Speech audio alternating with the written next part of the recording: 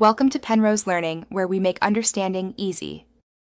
You start by adding the badge package and importing it so Flutter recognizes the widget. Once done, run Flutter pubget and update imports in your file.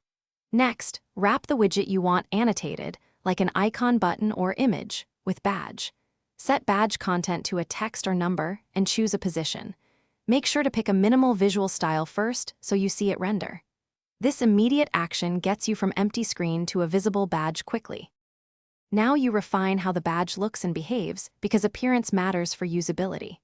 You set color, padding, border radius, and optional elevation to match your design system. For dynamic data, toggle show badge and control animation type and animation duration so changes feel responsive. Use badge position, top, 0, end, 0, or pass alignment to nudge placement. This ensures the badge does not overlap important UI. Also, finish by wiring the badge into your app state so it reflects real values. Use provider, block, riverpod, or set state to update badge content when notifications or counts change. Hide the badge when the value is 0 or null by using show badge, value 0. If the badge does not appear, check for parent widgets clipping overflow, z-order issues like stack order, and duplicate imports or version mismatches. Adjust padding and position and rebuild. These fixes resolve most visibility problems.